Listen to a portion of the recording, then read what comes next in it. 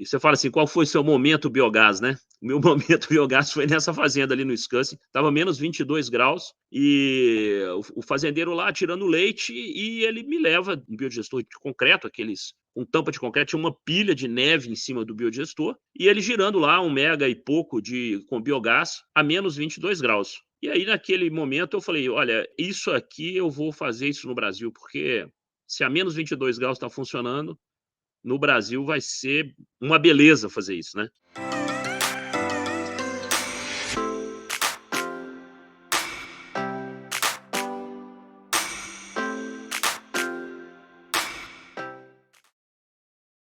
Sejam bem-vindos a mais um Papo com Profissionais do Biogás e hoje eu tenho aqui Rodrigo Nogueira, CTO de uma das principais empresas de produção e comercialização de biogás e biometano.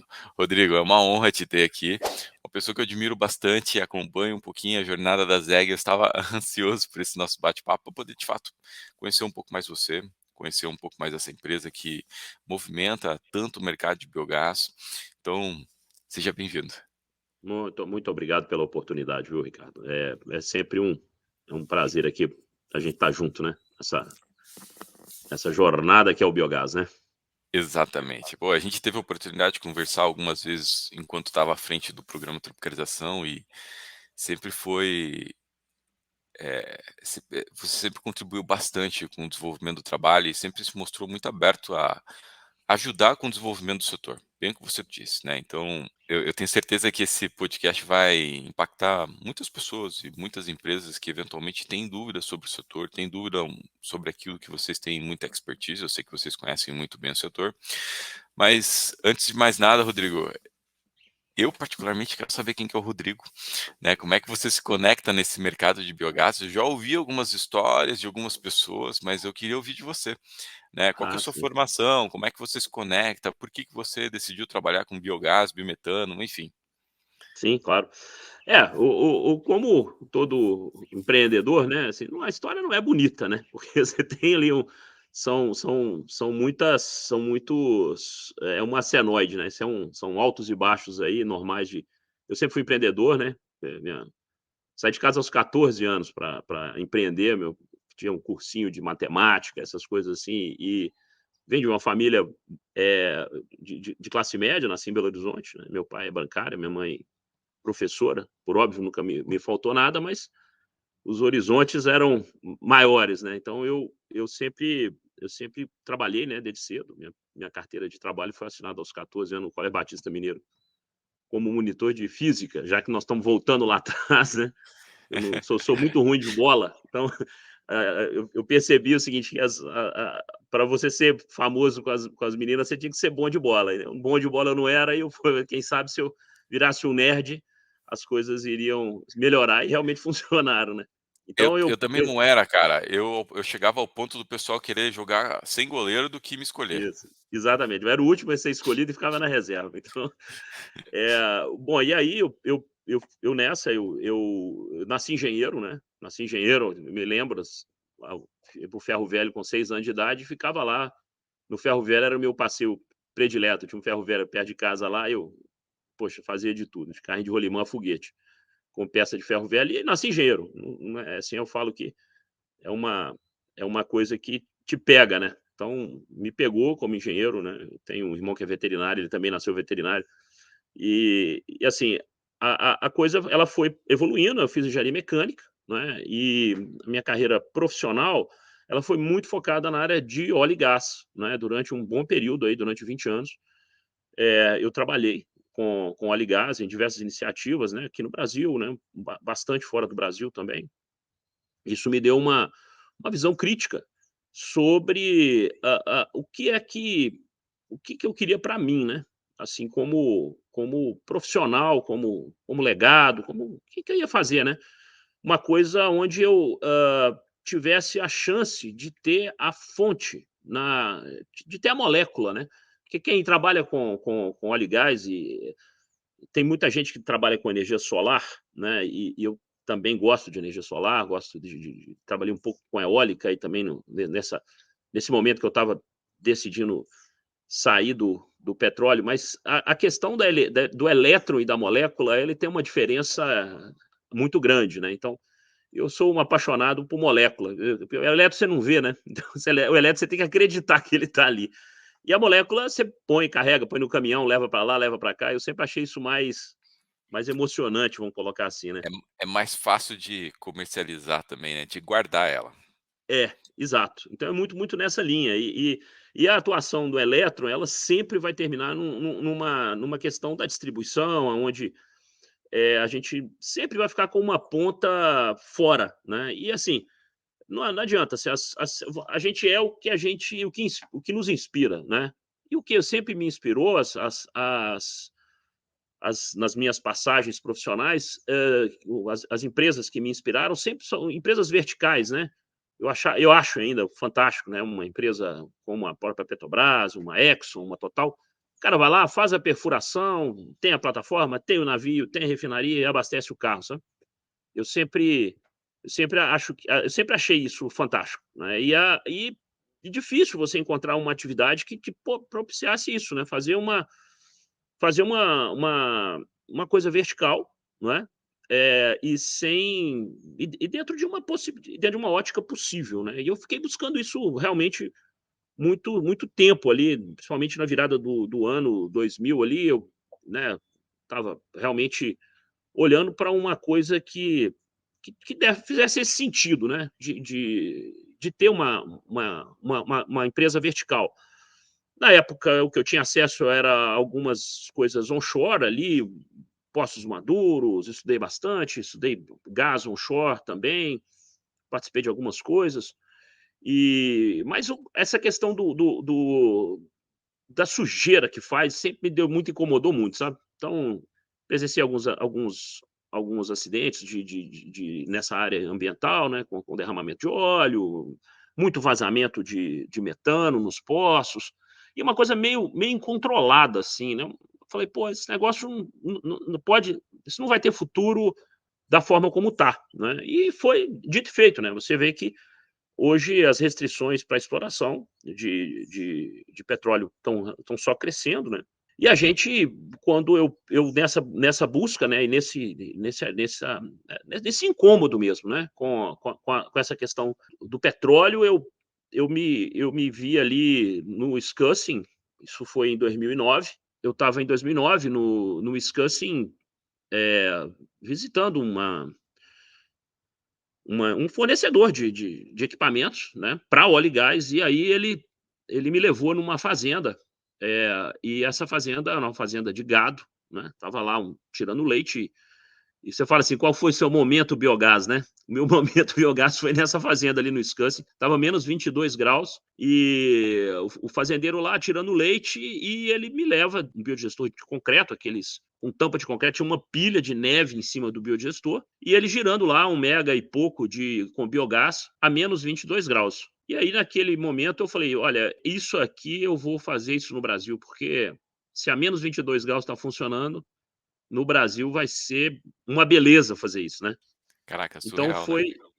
foi isso que aconteceu. E realmente sentido faz, mas lá se vão quase 15 anos, e agora que o mercado tá começando a encontrar as regulações necessárias, né, e a gente ter a condição, né, de escalar e chegar a esse ponto, né. Então, entre esse momento de sonhar que foi: "Poxa, eu vou ter uma empresa vertical, que eu vou fazer a molécula", abastecer meu primeiro caminhão que a gente abasteceu com biometano, né, substituindo o diesel na São Martinho, em 2019, foram 19 anos, né, entre eu ter o sonho e conseguir ver o biometano entrar num caminhão e o caminhão puxar um caminhão de cana, acho que talvez tenha sido ali o primeiro ou o segundo aí do Brasil. E hoje a gente está vendo isso escalar, né, de uma maneira bastante veloz já, e as tecnologias e todas essas questões estão sendo superadas dia a dia.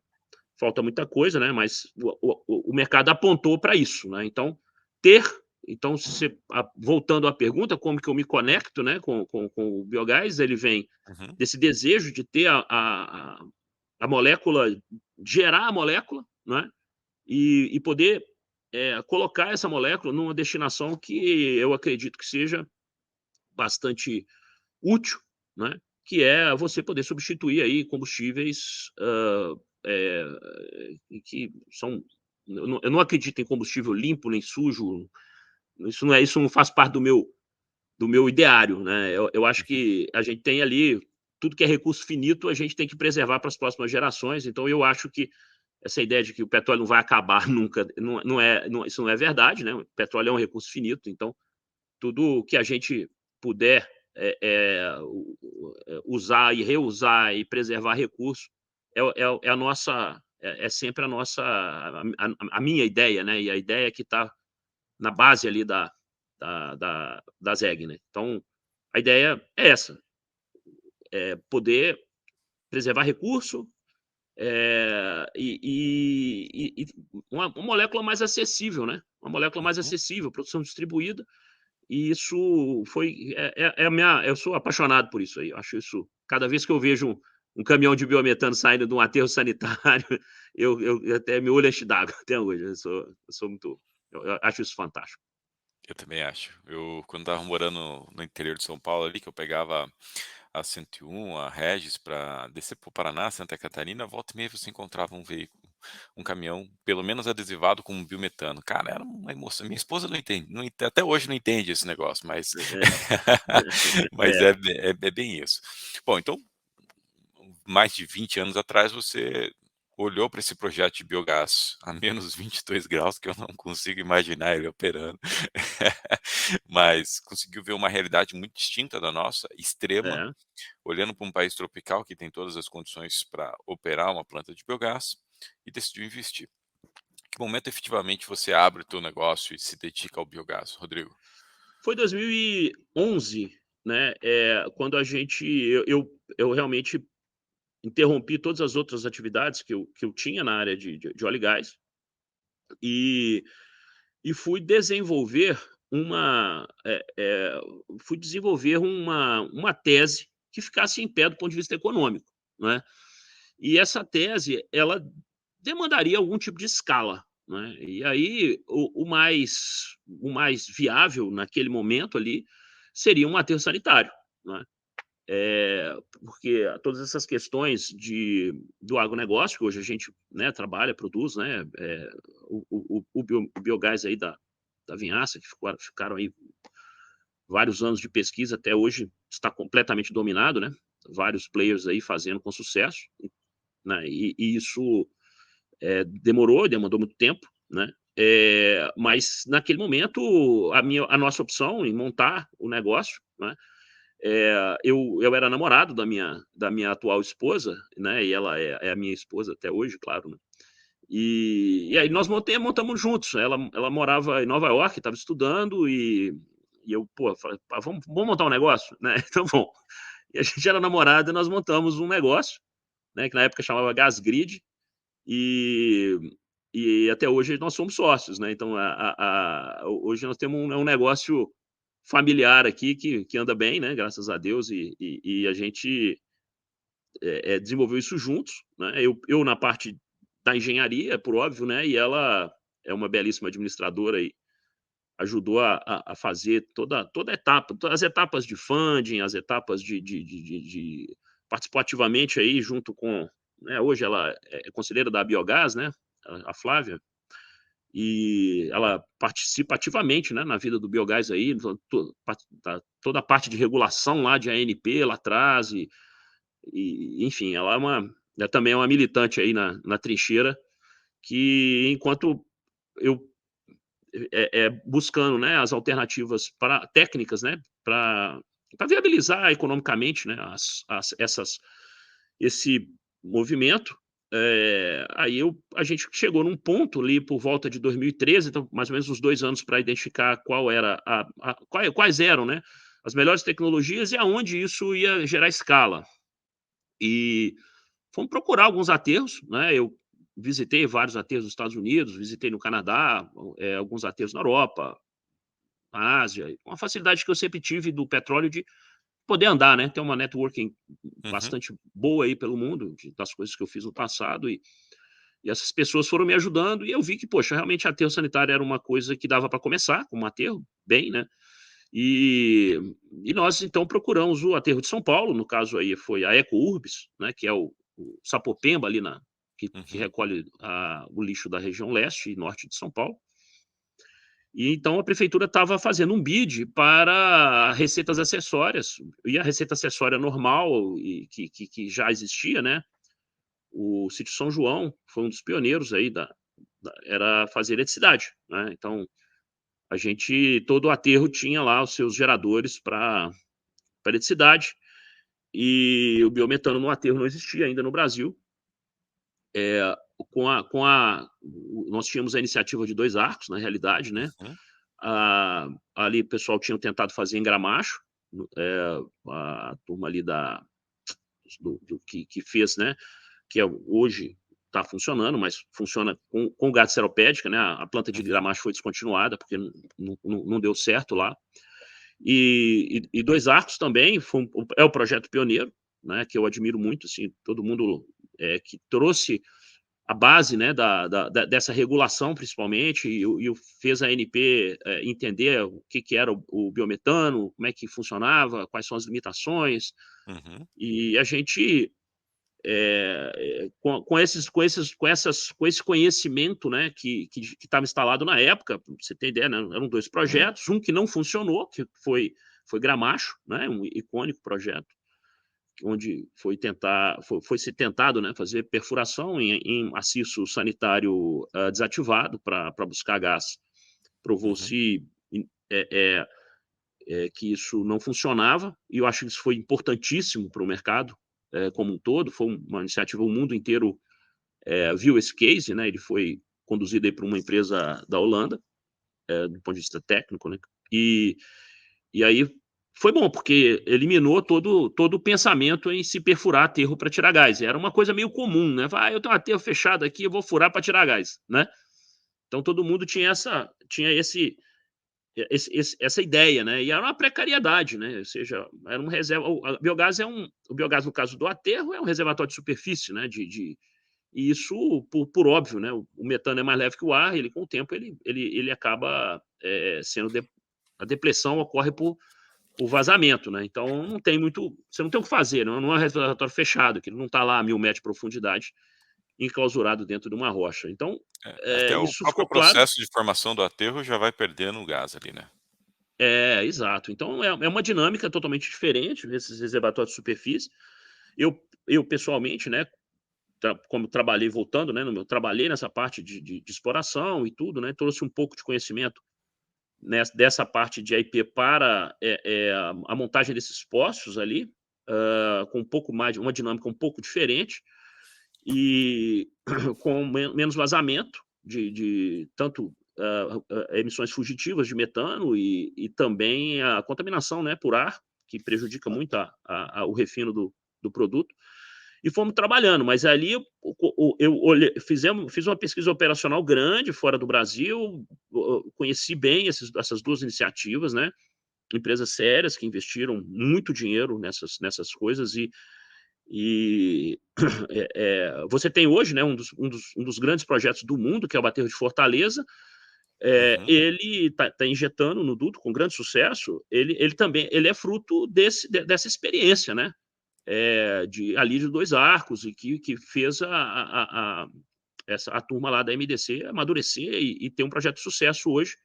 2 arcos também é um sucesso, mas não foi simples, né, e não foi bonito, né. Então é que eu falo que é uma coisa, a gente foi ganhando experiência, o mercado como todo foi ganhando experiência, né, e hoje a gente a turma que está fazendo aí, está fazendo bem feito. Então eu acho que isso é muito legal. E eu acho fantástico, né?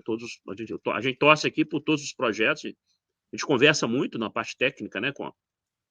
Entre as pessoas, através da Biogás, né? Ali a gente essa política aberta, né? De trocar experiências. E isso fez com que a gente montasse um bid em 2014 para a Prefeitura de São Paulo, uma receita acessória no aterro da EcoUrbs, que é operado pela Vital, um grande parceiro nosso, e, e a Vital sempre acreditou em coisas diferentes, né, assim, para serem feitas, e a gente implantou lá, né, a EcoUrbs.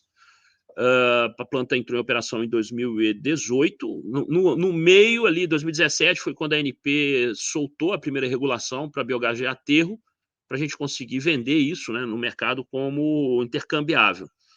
E isso até hoje é um desafio, não é?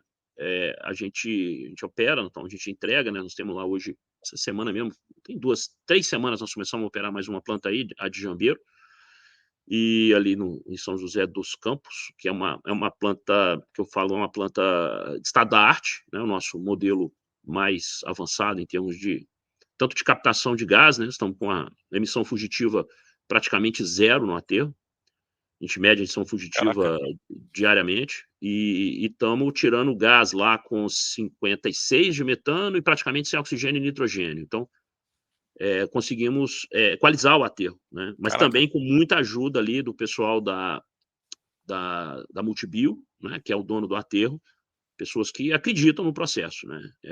E um abraço a todos lá, são nossos parceiros, e eles têm muito apreço pelo projeto e são eles que operam o campo de gás, né? E a gente, de novo, sempre, todo dia a gente aprende, né? Mas o objetivo nosso é não perder metano para o ambiente, né?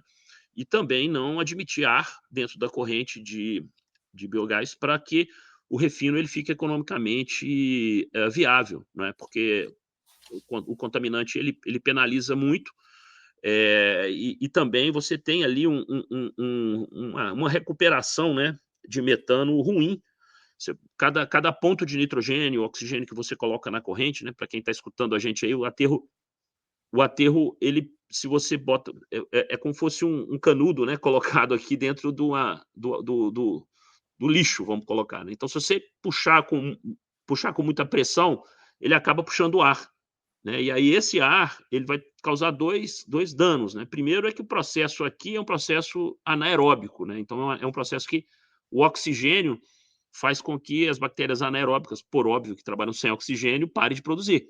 E aí ele, basicamente, ele começa a entrar uma outra corrente de degradação, né? Que é a aeróbica, que libera CO2 e não libera metano. Isso, Uhum. então a gente perde produção de metano,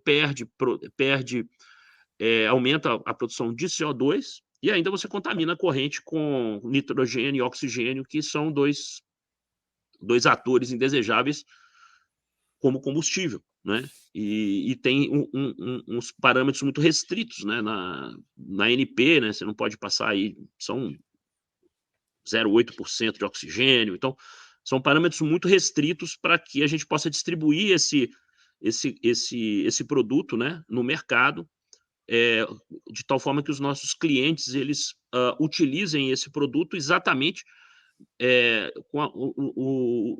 embaixo das mesmas permissões legais da ANP e dos órgãos ambientais locais, né? Então, se eu tiver um gás que não esteja dentro desse padrão, o que acontece é que é como se o nosso cliente ele fosse queimar um combustível experimental, né? Ele não é um combustível Uhum. homologado. E aí, se eu for queimar um combustível experimental, eu tenho que transformar minha licença ambiental, eu tenho que. As pessoas perguntam, poxa, mas eu poderia queimar aqui um biometano mais barato, sem tanta sofisticação, e isso.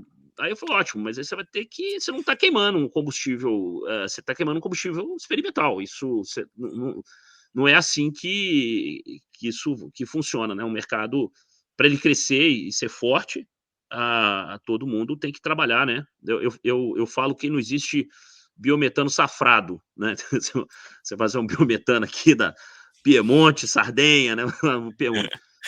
Montrachano, não é, biometano é biometano, ele não tem safra, né? Então o biometano ele tem que ser igual para todo mundo e todo mundo tem que, todos nós temos que trabalhar nesse aspecto de normalizar, né, essa coisa. Então, nesse ponto aí do aterro sanitário, a gente aprendeu bastante, né? E quando a gente viu que isso era legal, era viável, ocorreu então o primeiro round de investimento na ZEG, na época era Gasgrid, né? Era isso que eu ia te E, perguntar, é, a ZEG vem dessa depois, primeira depois rodada? da Ecourbis, a ZEG vem Entendi. depois da Ecourbis, isso. Com a Ecorbis colocada, né, e a gente conseguiu provar o conceito em escala comercial, a gente já tinha um investidor, era um investidor, não era investidor institucional, era um investidor privado, que nos Uhum. ajudou muito na época. Hoje já não faz parte mais do quadro, mas foi uma pessoa muito importante no desenvolvimento do negócio do biogás no Brasil. Uhum. E aí, naquele momento ali, quando a gente conseguiu colocar a Ecorbis em funcionamento e nós fomos então para a tese de escalar, nesse momento é que a ZEG entra em campo. Foi ali em 2018, quando a Capitale, que é uma comercializadora de energia, né, Uhum. ela resolve investir em um portfólio de energias renováveis, e ela monta a iniciativa que é chamada ZEG, né? Então, é ZEG Renováveis. E dentro dessa iniciativa, eles têm lá solar, eles têm hidráulica, têm eólica, tem uma série de coisas que eles investem, e entre o portfólio que eles resolveram investir no biogás. E nesse momento, a gente entra a Capitale, né, dentro ali da Gasgrid na época, aí nós pegamos e trocamos o nome, né? Foi nesse momento aí que a Gasgrid deixa de se chamar a Gasgrid lá, né, a nossa iniciativa de biogás, e passa a se chamar ZEG Biogás, para que ela ficasse dentro desse guarda-chuva, né, da iniciativa da Capitale. E a Capitale está conosco até hoje, né? Ela participa do capital da ZEG Biogás até hoje. Então, esse movimento ele foi numa direção aonde a gente estava nesse ponto onde que a gente estava, né? Quando a gente veio para São Paulo, conseguimos entrar dentro de um dos maiores aterros, né? Aqui do Brasil, está entre os 10 maiores aterros do mundo, e com uma empresa, um operador de aterro grande, que era a Vital, e a gente, a empresa até esse momento, ela ainda estava em Belo Horizonte, né? E nós, nesse meio tempo, a gente casou, nasceu a Catarina, então a gente falou, poxa, vamos mudar para São Paulo, né? Porque as coisas vão ficar aqui, e isso foi também um momento muito legal que a gente teve, que a gente já tinha feito aplicação para ir para o Parque Tecnológico lá de São José dos Campos, né? Você conhece bem. Conheço. Eu esqueci o nome dele, como é que é o nome dele mesmo? É, Como? poxa, me fugiu o nome aqui também. É um dos maiores parques tecnológicos do Fica a Brasil. Boeing, fica todo mundo lá. Sim. Não, Aham. é fantástico. E na época ele estava com a aplicação, né? A gente foi, aplicou para o nosso É projeto. Nexus, não é? Não. Eu acho que é. Enfim. Isso. Mas então, aí a gente aplicou para ir para São José dos Campos e o pessoal ficou muito animado e pá. E aí eu falei, cara, então vamos embora para São José dos Campos. Tudo acertado. Foi tudo acertado. A gente já estava ali para poder assinar os documentos e os meninos lá muito solícitos. E fui lá, olhei a sala, ia ficar do lado da Boeing. Eu falei, puta, é agora, né? E agora vai. Você estava falando de se inspirar com os grandes, né, tem que sentar do lado do grande, né, Pô, já me bicho. botaram numa sala lá do lado da Boeing. Eu falei, não, agora foi. E, e aí, meu, o que que acontece, né? Eu peguei fui para uma feira, isso foi 2016, fui para uma feira, a Polutec, que eu sempre busco ir, que é uma feira legal, né? Uma feira pequena, mas bastante focada na França. E, rapaz, eu peguei o voo ali na Dog Class, sentei ali, e, pô, do meu lado senta uma pessoa, e a gente começa a conversar, né? Então, anda lá. E aí, tem aquela máxima que fala: "Você não conhece ninguém interessante na classe econômica", né. Essa aqui foi uma raridade, porque essa pessoa mudou a nossa vida, né, que é o Geraldo Almeida. Na época ele era secretário de desenvolvimento de Sorocaba, estava indo para a mesma feira, e eu falei: "Não, nós vamos trazer a empresa para São Paulo, vamos para São José dos Campos". Ele falou: "Você não vai para São José dos Campos não, você vai para Sorocaba". E a gente veio parar Legal. em Sorocaba com essa viagem, porque ele colocou a gente no Parque Tecnológico Sorocaba com deixa eu virar mais um pouco aqui, ó. Colocou a gente no Parque Tecnológico Sorocaba, ele era secretário de desenvolvimento, com algumas vantagens que a gente não tinha, né, efetivamente. E aqui ele já me apresentou aqui o pessoal da Facens, que é uma universidade local aqui bastante ativa, com bastante mão de obra, pessoas uma meninada bacana, uma faculdade muito boa, né, de engenharia aqui do interior. Eu falei: "Caramba". E aí foi assim que eu vim parar em Sorocaba, porque a gente ia para São José dos Campos, e essa viagem aí mudou a nossa vida. Hoje o Geraldo é um amigo que a gente tem aqui até hoje. Essa semana mesmo nós tomamos um café. Então, ele ainda e Sorocaba tem essa vertente, né, uma cidade, agora saiu aí o IBGE aí, uma das cidades que mais cresce, né, Sim. em termos de PIB, é uma cidade fantástica. Então nós estamos muito felizes aqui, né, nesse aspecto, com a Imagi cidade como um todo. Imagino que é nesse momento que você se conecta com o setor sucro. Sorocaba está no meio. Foi nesse momento. O que que acontece? A vinda para o parque, né, e é engraçado, porque aqui nós temos aqui um limite, né, a empresa, nós fomos aqui por o endereço que a gente tinha. Hoje nós não estamos, nós estamos agora dentro de um parque industrial. Fomos do parque tecnológico, fomos para um escritório, né, e agora a gente está num parque industrial, porque nós vamos chegar lá nessa conversa, o que que nós já estamos fabricando. Uhum. Eh, e aí, o que ocorre? A gente ficava numa torre, fica, né, essa torre fica aqui, tem um shopping. Metade do shopping é Sorocaba e outra metade é Votorantim. Então a linha passa no meio do shopping. E a gente ficava do lado de Votorantim. Então, hoje a gente está em Votorantim, que é uma cidade aqui vizinha, né? E isso, mas todo o movimento ele foi feito pelo Parque Tecnológico Sorocaba. E nós, no Parque Tecnológico Sorocaba, nós desenvolvemos lá essa questão aí do suco alcooleiro, né? Nós fizemos os primeiros testes, né?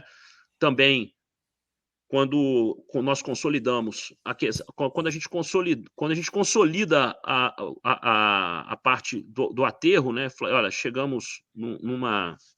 Puta, aqui tá batendo um sol, você tá me vendo? Tô te vendo, se você conseguir ficar contra o sol, Eu acho que vai melhor. ficar melhor aqui, né? Aqui. Isso, ó, ficou bem Aí, melhor. pronto, melhorou. Ótimo. Então, o que que acontece? A gente teve esse movimento ali de entender outros substratos, né? E nesse instante, né, a gente havia entrado ali na biogás já, né? E Uhum, já existiam outros players fazendo essa questão lá do biogás de vinhaça e também o pioneirismo, né? Aí, uhum, novamente, da Geoenergética, que lá, um belíssimo projeto lá em Tamboara, começaram a pesquisar, e realmente investimentos extremamente significativos na área que hoje não tem no mundo, né? Então, hoje, uhum, o que o Brasil tem hoje encaminhado, né, para desenvolver em termos de biometano a partir de resíduo agroindustrial, foram esses gigantes aí que arriscaram muito no começo e abriram o hum, caminho para a gente entrar. Foi isso, o caminho para o mercado que está hoje se formando, né? sim. Eu fiz um movimento, a gente fez um movimento mais simples, né?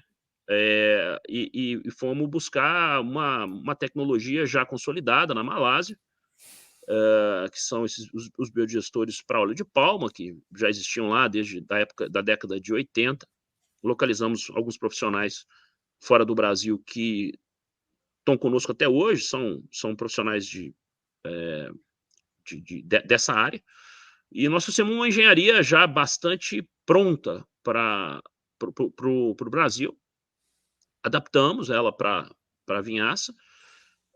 Para o óleo de palma, a gente tem um projeto em óleo de palma, mas é geração de eletricidade, bastante sucesso, mas as condições de volume, trabalho ali na região amazônica são complexas, né? Então a gente Uhum, descontinuou essa iniciativa, mas também nos deu muito conhecimento, muito entendimento sobre a biodigestão como um todo. E aí a gente veio para forte aí na biodigestão de vinhaça, resolvemos os desafios, né, envolvidos que são inerentes a ela. E estamos aí, cara, né? Estamos na pista aí já fazendo um monte de projeto e resolvemos essas questões técnicas dentro do Parque Tecnológico Sorocaba, né? E aí a gente graduou, montamos os primeiros biodigestores, E, e, e aí a vida foi andando. Aí veio Covid, veio todos os desafios aí que a gente foi matando no peito, e até que a gente conseguiu botar em pé lá o projeto da Telios, lá em Olímpia, e lá uma geração de energia elétrica também, e completamos também um projeto de laranja, né, para fazer com suco de laranja. A gente conseguiu trazer também essa técnica, né? Vamos anunciar, eu acho que mais 30 dias, e nós estamos anunciando um dos maiores projetos aí do setor Caraca. para a área de resíduo com suco de laranja.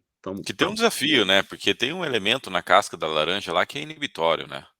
Isso, exatamente. Então, a gente consegue resolver isso, né? A gente, esses inibidores ali são os óleos, né? Que Uhum. tem, a gente consegue fazer um pré-tratamento viável nesse sentido, e conseguimos extrair, né? Com sucesso. Tem uma planta funcionando fora do Brasil, que é em Tucumã, uma planta de 5 mega de geração de energia elétrica com suco de limão. E Que massa. esse projeto é o projeto que nos deu nos deu esse know-how Uhum, para a gente seguir, né. O suco de laranja, ele tem muito potencial no Brasil também, nesse sentido de uhum. produção de gás. E no fim do dia, o que acontece, né, eh, você tem ali, de alguma forma, você tem que destinar esse resíduo, né. E para a pessoa: "Ah, eu jogo na laranja, eu jogo na cana", enfim, a gente vê o que está acontecendo, né. Então, Sim. não é só isso, né. Então nós ainda estamos nessa fase aí de, qual é o papel do biodigestor nessa agroindústria de grande porte, né, suco de laranja, etanol, óleo de palma, em Uhum. relação aos benefícios ambientais que ainda não estão totalmente clarificados. Eu acho que nós estamos nessa fase, né. Tem vários estudos aí indicando que, você mandar, eu falo que, assim, você distribuir a vinhaça, ou qualquer efluente, depois, dele, oxidado, né, num biodigestor, eu falo assim, ó: "Mal não faz". Mas a gente tem uns canteirinhos de cana que a gente joga só o digestado, ela tá um tanto assim maior do que a outra, né, que recebe vinhaça crua. Então, os estudos estão caminhando, mas Ela vai a gente fermentar no precisa de solo, né, 5, não 6 adianta. safras, né.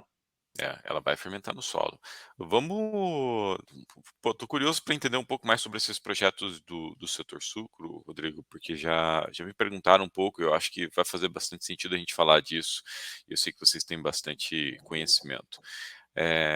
Eu não sabia que vocês tinham buscado uma tecnologia na Malásia, para o Sim. setor. Eh Qual que é a principal diferença? O que que você pode falar, assim, de diferença, vantagem sobre essa tecnologia que você está trazendo do que a gente tem no Brasil? Porque as Olha, pessoas acham que né, biodigestor é tudo a mesma coisa, né. Eu acho que é é, importante a gente.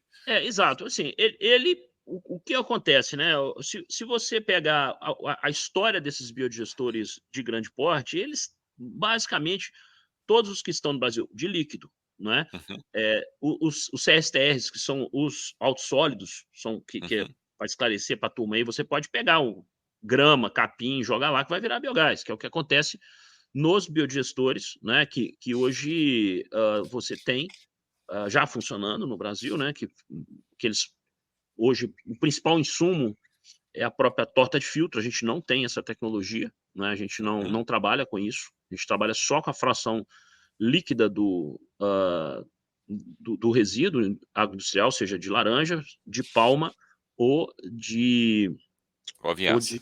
ou vinhaça, né. E aterro sanitário. Então, a gente montou esse portfólio. Olha, vamos ficar por aqui. O CSTR, a gente está agora num momento onde a gente está estudando o lodo de ET, para entrar Uhum, com o CSTR com o lodo de ET, que aí faz sentido para a gente, está fazendo sentido, a gente descobriu uma rota que a gente consegue aí, estamos trabalhando para fazer biodigestão de lodo de ET. Requer um pré-tratamento todo uhum. diferente e tal, que a gente está testando, né, mas eu acho que ali daqui uns 2, 3 anos o mundo já faz, né, já tem plantas enormes disso aí em funcionamento, né, realmente grandes, né, Sim. de biodigestão de lodo. Isso também é uma tecnologia que a gente acredita, porque o sucro ele é ótimo, mas ele tem essa questão ali da entre-safra que machuca muito o plano de negócio, né? Você vai ficar 4 meses com equipamentos muito caros parado. Então a gente tem ali, a gente chega num. E aí nós vamos falar um pouco da estratégia, né, da ZEG. Eu acho que você está falando, por que é diferente do biodigestor? Na realidade, a gente tratou esse assunto de uma maneira mais holística, vamos dizer, porque você tem hoje vários suppliers de grande nome aí no mercado global. O Brasil, algumas empresas já se firmaram também nessa parte como, vamos dizer assim, como o negócio ser vender o biodigestor, né? Então, o nosso negócio não é vender o biodigestor. A gente tem a tecnologia, a gente sabe fazer, mas Uhum. quem tiver o resíduo e achar por bem comprar o biodigestor de quem achar que desde que o biogás saia lá, a gente pega o biogás e refina. Esse é o nosso ponto. Então, a nossa tecnologia ela funciona muito bem. Ela tem uma característica que ela é toda modular, né? Então a gente trabalha com biodigestores menores do que a gente vê aí no mercado. Nosso biodigestor ele tem 15 mil metros cúbicos, os que tem no mercado é em torno de 70 mil, um biodigestor só. Então a gente fracionou isso para facilitar alguns aspectos, principalmente o mercado, porque você faz um negócio grande, né? E aí você acaba, puta, o negócio não é assim, tudo que eu produzi eu vou vender, é problemático, né?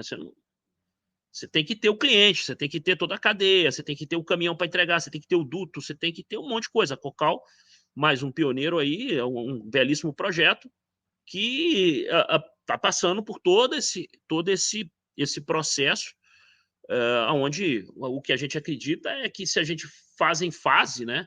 Olha, está aqui um produto, eu vou ter que primeiro 15 mil por dia, depois 30 mil, depois 45, a gente vai de 5 em 5 mil por dia, de 15 em 15 mil metros de biometano por dia, que aí eu consigo fechar uma rota, né, em logística. A gente pensou num produto muito mais olhando para a venda do mercado, porque a gente nunca foi eletricidade, né? Como eu te falei, assim, eu não curto elétrico, né? Então eu acho a molécula muito barato. Então, a coisa ela foi de trás para frente, mas depois como é que eu faço aquela história do modelo TEI preto? Então o usineiro ou o dono do resíduo fala, eu tenho tanto de volume aqui para fazer. Eu falo assim, ótimo, nosso biodigestor ele tem uma capacidade aqui de biodigestão fixa, né?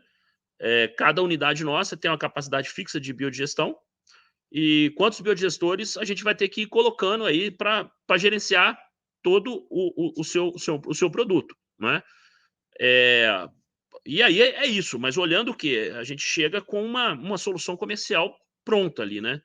Olha, eu vou levar aqui, eu vou entregar aqui, isso vai te dar um fluxo, porque no final do dia todo mundo vai saber, vai dar quanto de dinheiro, né? Então, se você não chegar com a equação toda fechada, fica difícil você ficar com o projeto em pé, né?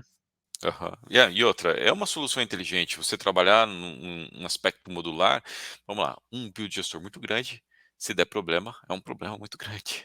E a Exato. partir do momento que você tem módulos, ou seja, trabalhando em paralelo, imagino eu que você está fazendo isso, se der problema em um, é um que tem problema, É. não é a E planta dá, viu? inteira. E dá problema, a gente sabe que dá problema, né? Não tem É esse que fala, processo não dá biológico, problema. né?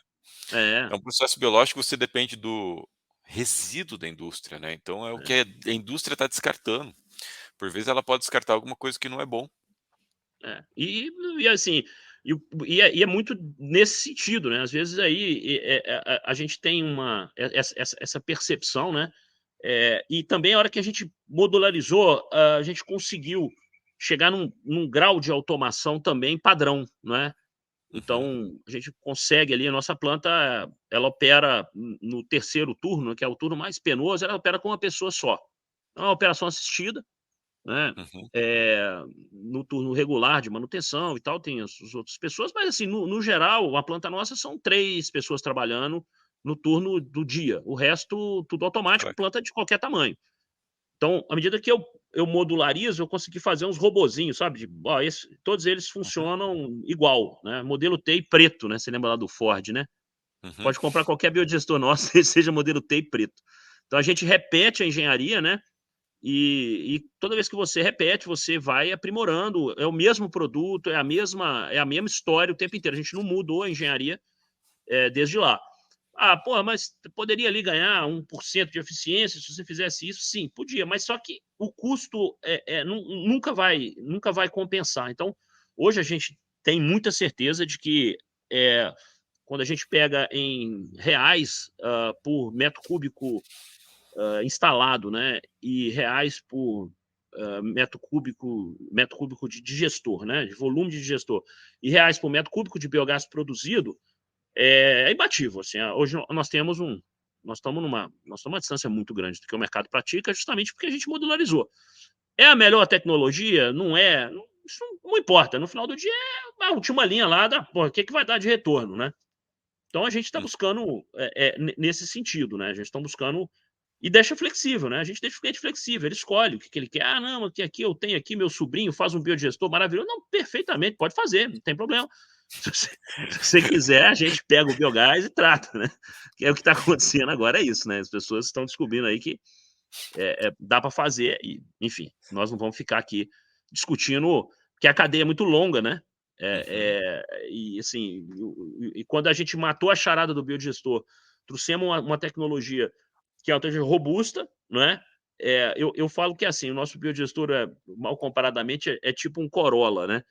É aquela coisa assim, não emociona, mas também não dá problema. Não, Né? não Então, assim, a decepciona, gente não decepciona, mas não surpreende, não né? Pode-se surpreende. dizer. Pô, esse negócio aqui parece a NASA. Não, não. É um negócio assim que funciona Func bem e tem aquele. Tem toda essa característica onde a gente entendeu que o problema estava no outro lugar, né? Uhum, O problema está no refino desse biogás, porque esse sim, biogás ele sai com um teor de H2S impressionante, né? altíssimo. Então, quando a gente É, foi olhar então as tecnologias para poder fazer essa separação, porque é diferente do aterro sanitário, ali no aterro sanitário a gente tem um contaminante principal que é o nitrogênio e o oxigênio, que a gente consegue fazer ali um controle para minimizar esse contaminante. Então, de alguma maneira, você consegue trabalhar isso e trazer para um refino um gás um pouco mais simples de fazer isso. Agora, no caso do aterro, no caso do sucro, principalmente, onde a gente tem um potencial enorme, não tem jeito, porque o que ocorre? Né? Ocorre dentro do biodigestor ocorre uma reação do sulfato, que é o que vem no caldo, porque eles colocam lá um produto, eles colocam o enxofre, eles colocam lá no caldo para clarificante de ajudar açúcar também, para né, tem uma clarificar e tal, isso tudo bate no resíduo. E aí isso vai ser reduzido e oxidado, né, reações de redox dentro do biogestor, e essas reações elas vão caminhar por uma rota ali, como a gente trabalha com um pH básico, naturalmente ali o HS- ali, ele vai se virar e aquilo vai virar um H2S, que é um gás pesado, extremamente tóxico, não é? Ele chega a ser pior do que o cloro, quando a gente, em termos de toxicidade, né? caraca. Então, ele é realmente um problemão. E ele vem, né? A gente tem projeto aí que vem até com 4% de H2S. Isso aí é letalidade em segundos, né? Então, é um problema. É um negócio que as pessoas entender os riscos de lidar com isso. Para isso, hoje, a gente tem um corpo de engenharia aqui que veio todo do petróleo. Né? A gente foi trazendo gente, nós temos gente aqui da Emerson, da Siemens, da Yokogawa, de todo mundo aqui que hoje do nosso corpo de engenharia, a gente lida nisso, né? O nosso HSE aqui é muito especializado nessa parte, a gente cuida muito disso aí, porque realmente a última coisa que o setor como um todo precisa é de algum problema aí, né? A gente não pode ficar tendo fatalidade, né? Uhum. Com biogás. Biogás é um negócio sério, não é brincadeira, né? Nessa escala, ele se transforma então num negócio mais difícil ainda, né? As pessoas, isso é bem diferente de uma destilaria de etanol, é um outro bicho, né? Por Assim, que, Rodrigo? Por que você acha que porque ele fica não, mais porque difícil? é porque você está lidando com um combustível, que ele está num estado diferente do líquido, não é? Uhum. E principalmente o biogás, quando ele sai do biodigestor de sucro, ele vem com esse H2S incorporado ali, ele tem que ser tratado com muito, muito, muito cuidado, né? Porque você tem efetivamente, é extremamente corrosivo, é extremamente tóxico esse gás, né? E você manipular isso até você retirar esse H2S requer muita técnica, requer tecnologia, requer conhecimento, requer engenharia de ponta. Ali é que a gente foi e investiu mais do que talvez as outras empresas no Brasil, porque nós somos a única que temos um processo proprietário de remoção de H2S. Né? Então a Uhum. gente não demanda tecnologia de terceiro para tirar o H2S, a gente desenvolveu o nosso, né? E está funcionando muito bem, obrigado. Tira lá de 40.000 ppm para zero, do jeito que você quiser, com um custo super affordable, e a gente rompeu essa barreira. Então, eu digo que Que era a a principal Vinhaça, barreira do setor, né? principal barreira do setor é o H2S, né? Não é produzir o biogás. E nem depois que você tira o biogás, depois que você tira o H2S, esse biometano ele é super dócil. Esse biogás é super dócil, porque ele só vai ter CO2, vai ter H2S num teor elevado, ali em torno de 60%. Então, isso já é um produto extremamente fácil de você lidar com ele. Tem diversas tecnologias que funcionam bem, membrana. E depois nós vamos falar a nossa decisão, para onde nós somos aí nesse Uhum. caminho da rota, né? Qual a rota que a gente decidiu para a refino. E isso faz com que a gente tenha, então, no foco, hoje, né, olhando hoje, em 2023, eu falo que quando a gente volta o filme, nós vamos encontrar ali, no ano de 95, o bagaço começando a entrar na conta da usina como combustível. O bagaço era aquela montanha de lixo que ficava ali, né? Por vezes decompondo na pilha ou pegando fogo, enfim, era um Uhum. problemão, né? Então, com o advento ali das tecnologias de queima de bagaço, né? Então, quem destravou o valor do bagaço foram as caldeiras monodrum, que foram Uhum. desenvolvidas no Brasil para queima de bagaço ali na década de 90, né? Pioneiros da engenharia do Brasil, que transformaram em combustível um negócio que era o bagaço, né? Então, hoje, a vinhaça é o novo bagaço. Uhum. Eu olho, você tem 8% por hectare em energia, né? Que é a parte de carbono volátil, o componente de carbono volátil que vem na vinhaça, né? É bastante Então, coisa. esse é muita coisa. E o principal, né? Quer dizer, o maior custo você já teve, que é plantar, cortar, colher e moer. Né? Então, ou seja, você está chegando com o custo, a usina já teve esse custo. Né? Então, esse carbono, ele volta esse carbono para o solo, né? Ele vai fermentar lá no solo, em outras rotas, e isso é um carbono que está sendo literalmente virando fumaça, né? Então, Aham. o bagaço ele traz para a usina aí essa conta de 11% em gigajoule por hectare, né? Que é a conta do bagaço, e a vinhaça é 8% em gigajoule por hectare. Quando eu pego a conta net de energia. Pouca gente está fazendo essa conta, né? Então, o que ocorre? Pô, isso aí de quem é essa energia? Essa energia é do usineiro, né? Essa energia do usineiro. A gente é um veículo, né? A gente se apresenta como um veículo para que a E gente possa basicamente converter a isso. ele tá perdendo pela emissão atmosférica. Então, vira CO2. Lá, Vira fermenta lá, compete com a flora dele lá, compete com um monte de coisa, joga no solo lá, aquilo vai fermentar, com pH de 5, aquilo vai competir para até Uhum. o CN, né, o equilíbrio de carbono com nitrogênio do solo. Vai ter que entrar com mais calcário para estabilizar o solo. Isso. É É. a vida lá Tá. do agrônomo, cada um incorpora um pouco de matéria orgânica, sim, incorpora, mas Uhum. quando eu envio o digestado, né, para a lavoura, esse matéria orgânica também vai. Então, devagar, os técnicos, né, porque é uma mudança importantíssima, né? A gente tem o maior respeito por todos o corpo de agronomia dessas empresas equivale à NASA. Esses caras não Sim. são brincadeira. Né? Então, É, a gente, a gente escuta com muito respeito as opiniões de todos esses engenheiros agrônomos e todos os técnicos e conduz. Né? E isso, como é um negócio agrícola, ele é um negócio de safra. E a safra, os anos vão se passar até que isso, todas essas questões técnicas que envolvem uma mudança de paradigma, né? Entre jogar uma vinhaça crua, jogar uma água amarela da laranja crua e jogar isso pós-processada, né? Que é o que a gente tem, um pós-processamento. Uhum. É isso, vai demandar tempo. E todo esse movimento, Ricardo, ele é um movimento que a gente vive aqui, a gente respira isso o dia todo, né?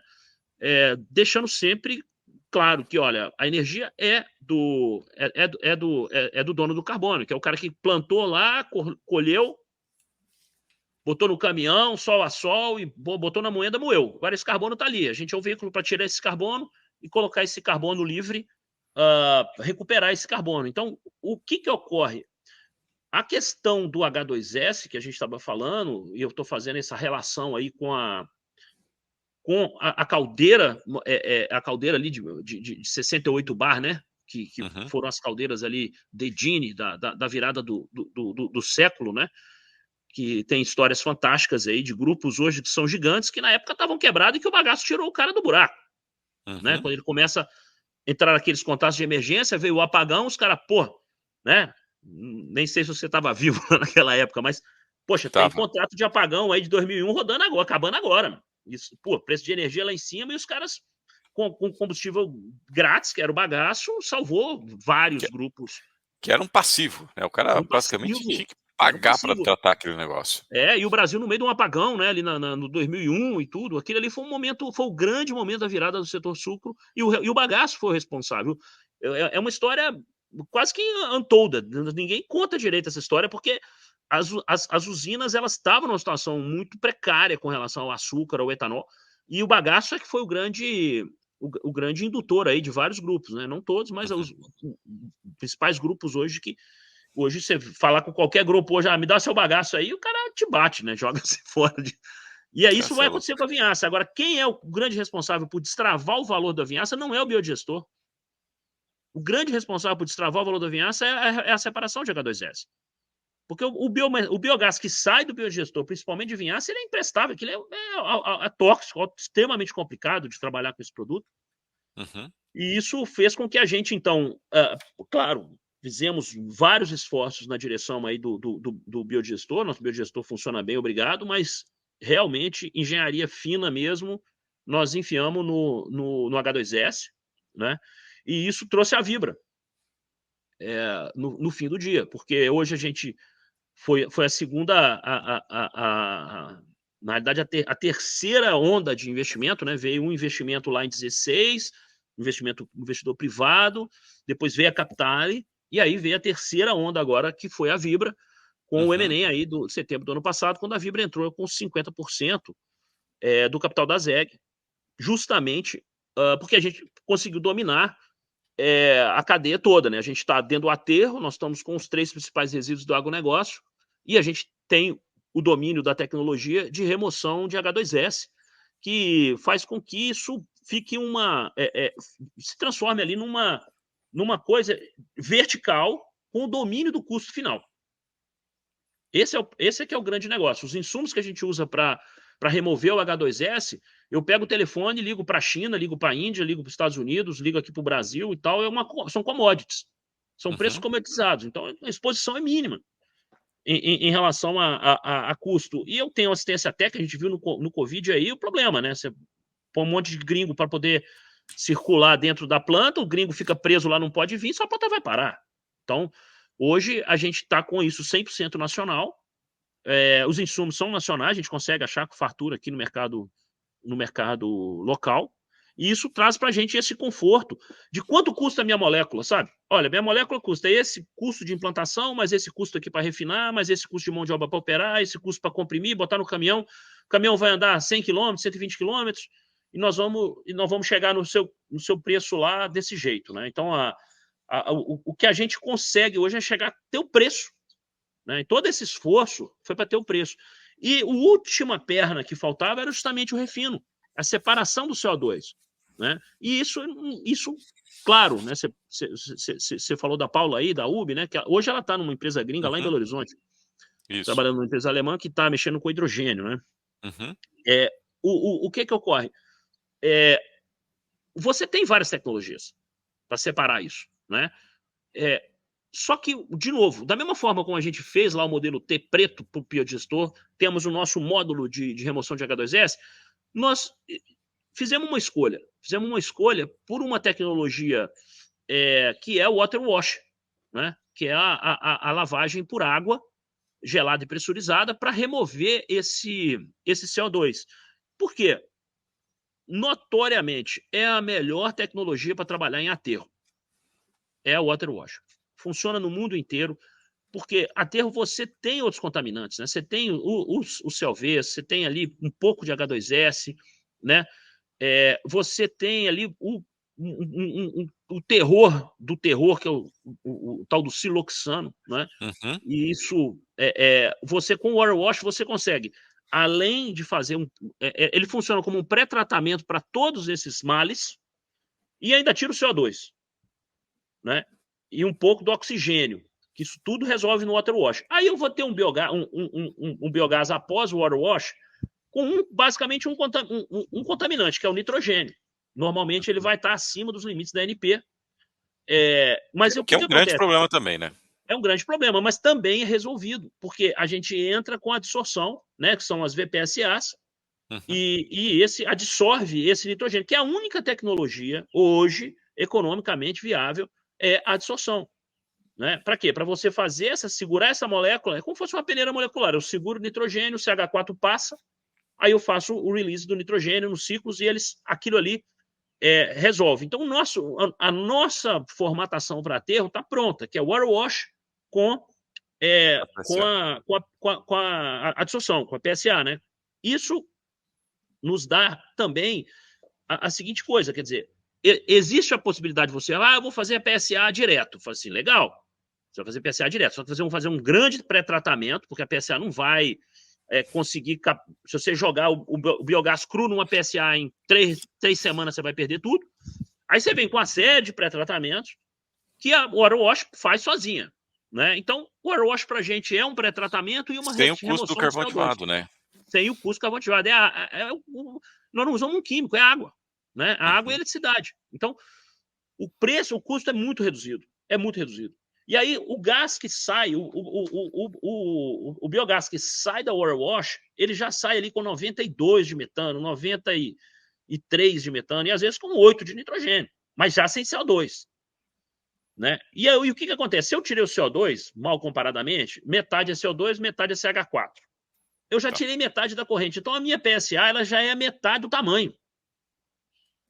Então, em vez de eu lidar com 1.000 metros cúbicos, eu tirei o CO2, eu vou lidar com 500 metros cúbicos, né? E o nitrogênio. Então, eu já reduzi o tamanho da minha máquina, já resolvi todas as questões, e a gente, então, tem um PSA que é menor. E ele já vai trabalhar com gás limpo, tranquilo e pronto. Então, isso para aterro é o nosso kit. A gente pode, não, se tiver outra tecnologia, provavelmente a gente vai estar lá concorrendo para comprar esse biometano para colocar no mercado, mas a gente conceber um projeto hoje e construir um projeto que não seja o water wash e VPSA, a nossa engenharia não vai fazer. Nós chegamos a esse ponto, olhamos tudo, não faço. Vou botar membrana, ok, põe, seja feliz, certo? Mas a gente não vai fazer.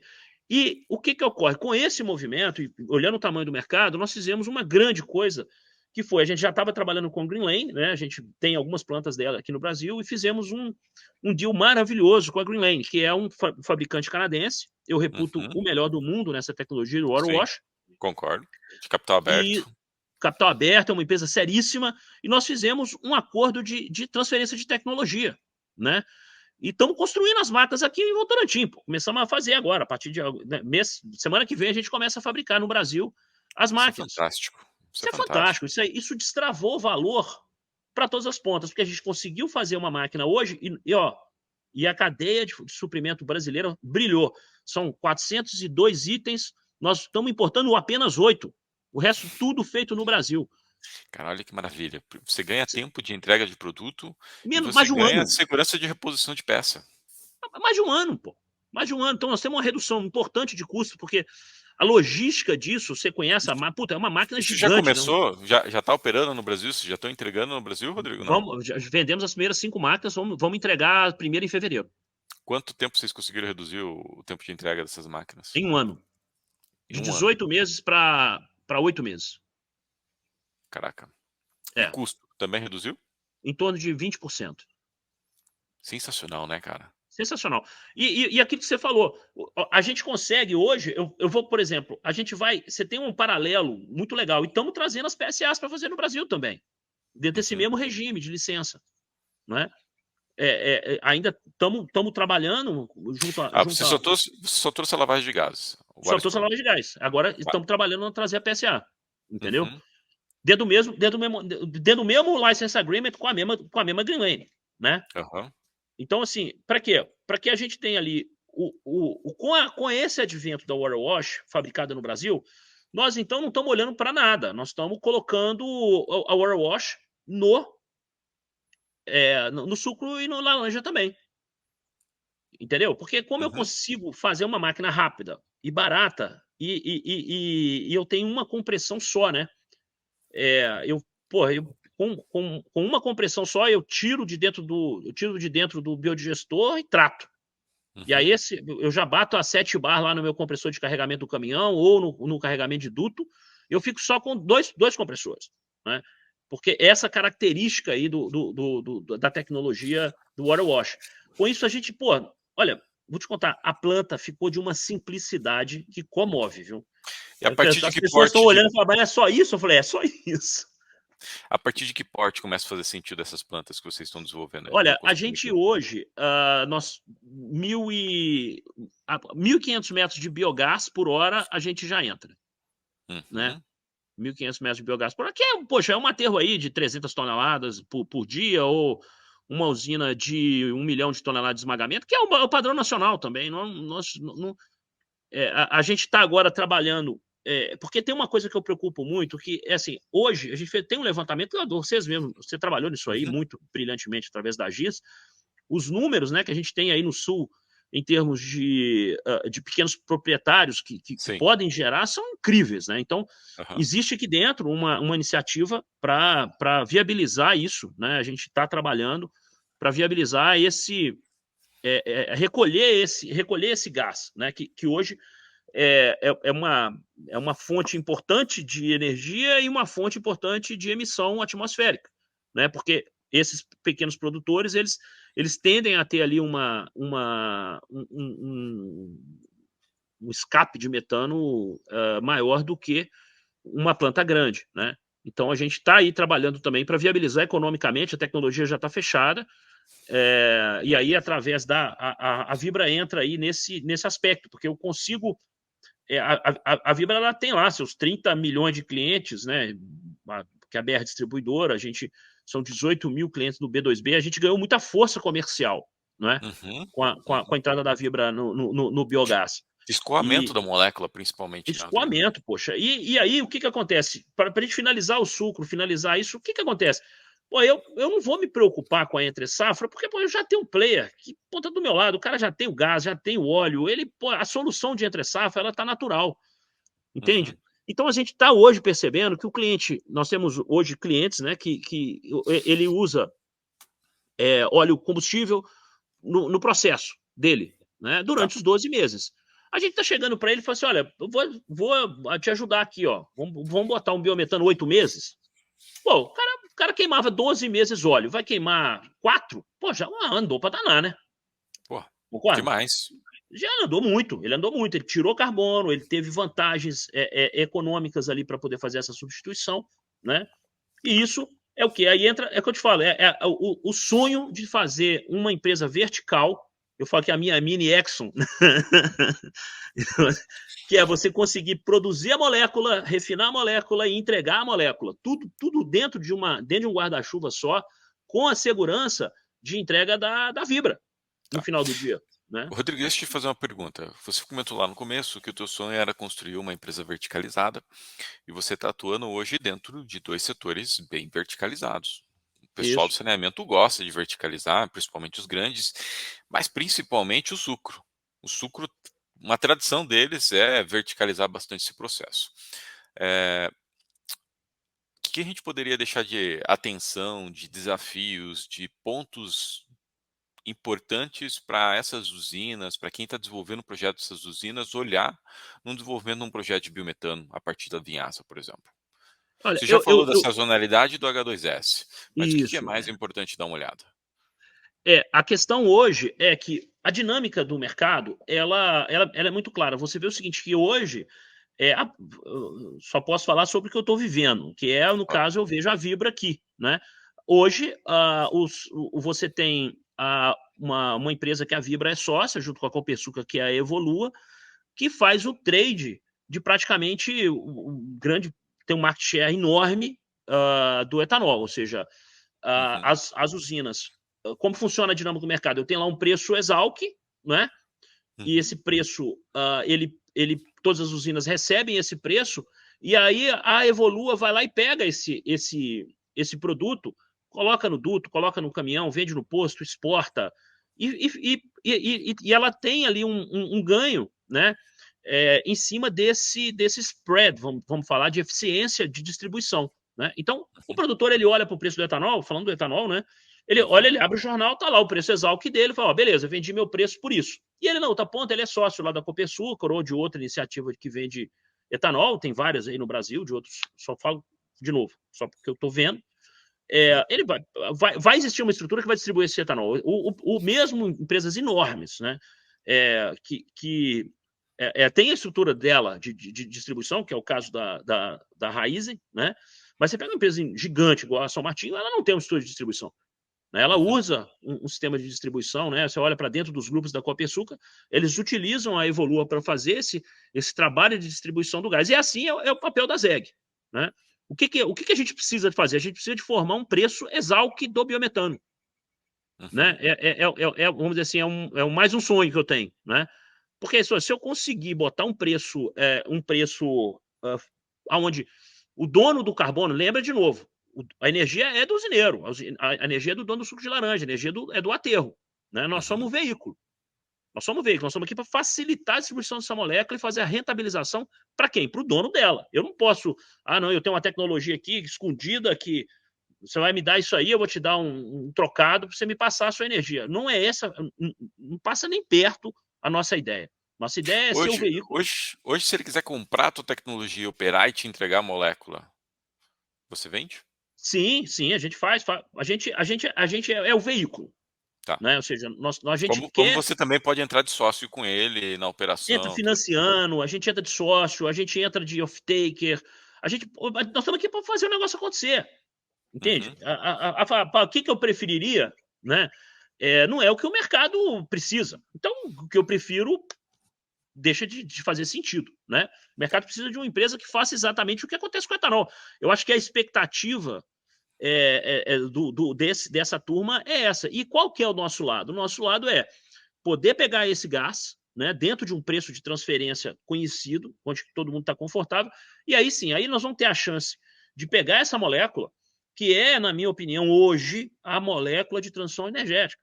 É o Uhum. biometano. Não tem nada mais nobre do mundo nesse momento do que o biometano. Né? Nós temos ali 4 hidrogênio com um CO2 reciclado. Sim. Não tem nada mais limpo, mais fácil de mexer. Tecnologia conhecida. E o que a gente tem que dar? A gente tem que dar escala para esse produto. Né? E o Brasil tem condição de escalar esse produto. Né? E é o que a gente quer, porque qual que é a base? A base é assim, todo mundo fica falando, sustentabilidade, sustentabilidade. Sustentabilidade é um termo que eu acho que está deprimindo as pessoas. Né? Então, assim, a pessoa pega lá, acorda de manhã, olha lá que Roma está com 30, 42 graus, não sei o que, tempestade. A meninada aí de 20 anos, 22 anos, está sentada em casa lá esperando a gente virar uma ilha de Páscoa, né? Porque, pô, nós vamos ficar só aqueles Ah, monumentos lá e sem ninguém, porque comeu tudo. pois é. E isso não é esse o ponto, né? Ou seja, a diferença de desenvolvimento do ponto de vista de engenharia, né? Que é onde a gente está, onde é que a ZEG acredita, principalmente o nosso time, né? A gente tem um timaço. Nós estamos montando aqui um Dream Team. A turma que está chegando vindo de outros setores aqui, é uma alegria trabalhar na ZEG, sabe? É muito legal. Então um ambiente bom dentro da companhia, nesse sentido, porque qual é o objetivo? O objetivo é assim, pô, desenvolvimento do ponto de vista de engenharia, voltando lá atrás, eu nasci engenheiro, Uhum. Então, pô, o desenvolvimento do ponto de vista de engenharia significa você adaptar para a gente ter mais sorte de sobreviver nesse planeta nosso. Que nego fala que o planeta é bonitinho, mas isso aqui é hostil para danar. Tem Uhum. vulcão, terremoto, leão, zebra, o cometa que cai. Nós estamos na sexta extinção, meu amigo. Isso aqui não é para amador, entendeu? Verdade. Então, assim, o negócio tem 6 extinção aí para trás. Então, se eu falar que isso aqui é bonitinho, a pelota azul, não é, entende? O desenvolvimento ele vem para aumentar as nossas chances. E o que que é o nosso negócio? Nosso negócio nesse momento, na nossa visão, é o desenvolvimento sustentável. O que que é o desenvolvimento sustentável? É a gente ter mais chance de trazer bem-estar para todas as pessoas, aí eu falo todas as pessoas do mundo, né? Hoje, sem prejudicar as gerações futuras. Fica mais possível você trabalhar, né? Então, ao invés de fazer sustentabilidade, hoje, nossa bandeira é do desenvolvimento sustentável. Precisamos trazer mais bem-estar para as pessoas, né? Os Estados Unidos ele foi feito lá, os baby boomers eles foram abastecidos com petróleo, na mamadeira. Uhum. Agora vai falar, não vamos queimar mais petróleo e vamos deixar aqui quase 18% da nossa população na favela? Pô, não tem jeito, a energia é fundamental para esse desenvolvimento. Nós precisamos de desenvolvimento, né? Os itens sustentabilidade, as metas de sustentabilidade da ONU, as 17, praticamente todas elas falam de well-being, de bem-estar para as pessoas, né? As Uhum. pessoas têm que viver melhor, pô. E para viver melhor, você precisa de desenvolvimento. Você precisa de desenvolvimento, você precisa de energia. Agora, qual energia? A energia sustentável. Qual que é a energia sustentável? Aqui não vai deixar problema para frente, né? O resto pode tudo. Agora, esse é o grande mistério que a gente está nele. A gente está tentando jogar isso através do biometano. É o beija-flor na floresta, pingando, não sei o quê, mas nós somos o beija-flor, mas pelo menos estou fazendo a minha parte? Não, não é esse o nosso caso. Nós vamos ficar grande, esse negócio vai crescer para burro, né? Nós vamos ser player, né? O Brasil vai ser player nesse negócio e, a gente não vai ser o beija-flor que está pingando na floresta, de jeito nenhum, né? Mas precisa disso, ou seja, nós precisamos de desenvolvimento sustentável. Não adianta ficar falando de sustentabilidade, mas nós precisamos desenvolver, pô. Tem 18% das pessoas na favela, você não pode, tem que tirar esse povo de lá, Tem. pro bem de Tem. todo mundo, né? E como que você faz isso? Com energia affordable, a energia possível de ser paga, né? E que não cause problema para as próximas gerações. É o petróleo? Não é o petróleo? Isso, para finalizar assim, o pensamento, né? Que é isso. Você vê o seguinte: o que está acontecendo, né? Eu estou fazendo um curso no MIT agora de sustentabilidade com foco em engenharia. Comecei em dezembro. Então, assim, é uma passagem sobre vários assuntos, mas que permite bastante reflexão. O que eu percebo? Você chega lá dentro do laboratório, fui agora, estava lá em abril, tendo aula, chega lá dentro do laboratório de oceanografia, não sei o quê, puta, boia no mundo inteiro, os caras estão medindo milímetro da geleira, todo mundo está medindo tudo. Mas agora é o seguinte, meu, virar pro cara, vamos, beleza, agora onde é que vai ser o próximo furacão? Isso aí a gente não sabe. Esse furacão aí é um problema de aquecimento global? Não, peraí, calma aí, veja bem. Então, o que acontece? A humanidade conseguiu medir. Nós estamos com mais carbono, tem degelo derretendo, tem incêndio, tem. Ok. Mas o nexo causal. Ou seja, então, essas duas coisas, sustentabilidade, sem fazer o link com o desenvolvimento sustentável, que é o que nós precisamos aqui no hemisfério sul como um todo, né? Precisamos de energia para poder esse desenvolvimento. Vai lá na Índia, vai lá no Paquistão. Porra, os caras estão sem água lá, meu. Precisa de muita energia para poder botar água para os caras lá, vai morrer um monte de gente. Porque, não, pera aí que vamos botar uma energia limpa aqui, aí mata um monte de gente porque não tem água para irrigação. Né? Isso não é assim que vai. O mundo não vai chegar a lugar nenhum desse jeito. Então, precisamos esse movimento aonde você mediu o carbono de um lado, mas você não tem a condição de trazer o nexo causal imediato, né? Por que Roma está com 48 graus? Beleza. Em século XV, o Saara também levou temperaturas lá igual, né? Uhum. Mas agora é aquecimento global, não é? Ótimo. O que a gente precisa? Nós precisamos de fazer a nossa parte. Essa questão do clima é um negócio extremamente complexo. Eu falo que é igualzinho a aviação, por exemplo. Sistemas complexos, né, por si, eles que eles chamam de a cúpula da curva de Gauss, né? Você sabe que vai ter um acidente aéreo anual, 2 ou 3 acidentes aéreos de grande porte.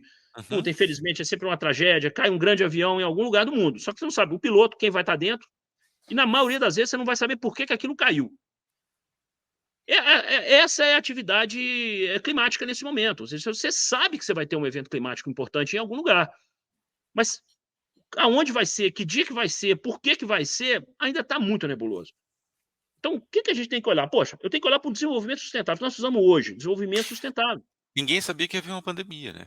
De repente veio Ninguém uma sabia, pandemia, né, ninguém então sabia, a né? questão, a gente precisa estar preparado, né, a É, dependência do combustível fóssil não é uma escolha hoje, a gente precisa achar outras alternativas, o biometano tá para isso, isso. né. Agora, E o combustível fóssil, ele, fóssil ou não fóssil, é o que eu estou dizendo, assim, nós precisamos de energia, gente, uhum, para poder desenvolver de forma sustentável. Esse é o nosso, é a razão de existir da ZEG, é energia sustentável, energia para o desenvolvimento sustentável, para fomentar esse desenvolvimento sustentável, né? E de onde sim, ela vier, ela vai ser bem-vinda, né? Nós precisamos, nós estamos conversando aqui, as bombas de diesel estão lá transportando a comida que nós vamos comer. Vai fazer o exatamente, quê? cara. A roupa, o que a gente está usando aqui tem petróleo, né, cara, então, enfim. Exato. Então, é é muito longo essa caminhada, né. E a gente a gente eu não nós não somos uma empresa que está aqui fazendo a nossa parte, nós estamos fazendo o nosso melhor, né. A gente Falando da acorda da aqui para fazer o empresa, melhor. Hã? Rodrigo, você consegue trazer uns big numbers, uns números, assim, da ZEG para a gente ter ideia do tamanho da ZEG, número de Cara, a funcionários, gente planta, hoje não sei. hoje, assim, nós estamos com um pipeline hoje em andamento de, sei lá, 600 milhões mais ou menos, Uhum, em implantação, né, assim, olhando para os próximos 2 anos aí, né. tá. São quantos Isso te dá aí colaboradores um, hoje?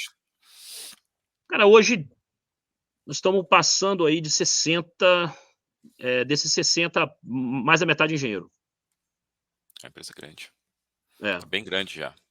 Quantas plantas de isso. biogás você já tem hoje, Rodrigo? Nós estamos com 4 plantas, 4 plantas. 2 Isso, aterros, vamos 2 sucro. é. E, assim, o negócio é mais a questão de você olhar a foto e a jornada, né. As Uhum. pessoas falam: "Pô, mas você tem mas é só isso", né, depois desse Ah, porra, discurso todo aqui, isso só mas isso, a você dificuldade de conhece a colocar uma jornada, é, não. a turma, só que agora é o seguinte, a gente atingir lá os 50.000, 60.000 metros cúbicos por dia de biometano, eh, foi muito mais difícil do que chegar nos 400.000 que nós estamos indo para ele. Entendeu? Não tinha arcabouço, não tinha licença, não tinha isso, ninguém conhecia e tal. Tem caso aqui do pessoal da ANP chegar na planta e falar: "Mas esse condensado aqui, vamos, isso é água, meu. Isso não é o condensado do gás que você conhece". O cara não sabe. O cara nunca Uhum, foi, o cara nunca viu um biogás na vida dele. Então, hoje a ANP, pô, apoia. Lá atrás ela não conhecia. Não é que a ANP nunca apoiou, deixou de apoiar, ela simplesmente ela não conhecia. Para você pegar um player essencial, como a NP, dentro de um jogo desse. Fazê-lo conhecer, foram 5 anos, cara. E aí, sem a NP conhecer, você não vai botar um combustível na rua, porque isso é um combustível, né? E se eu não tiver autorização da ANP, eu não vou para a rua para abastecer ninguém. Hoje, a ANP já conhece, já sabe a viabilidade, já entende os problemas, já faz. A gente é fiscalizado igual eles fiscalizam uma refinaria. Não tem refresco, meu irmão.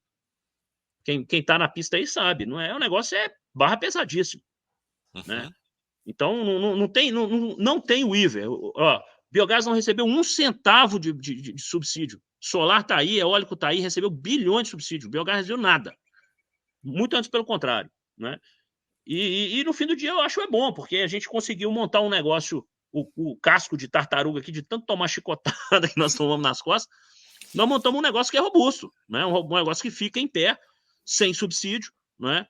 E sem leilão específico, porque fizeram de tudo aí para eólica e para o solar, e o biogás efetivamente, até o momento, não recebeu nada, e também não, hoje, o grau de maturidade que está, efetivamente, ele fica em pé sozinho, sem subsídio, muito obrigado, né? A O gente problema do subsídio é que ele deixa o sistema mal acostumado, né. você vê a eólica aí, né? A eólica, pô, chegou no teto e tá com dificuldade de andar, né? É, né, não é fácil, não é fácil.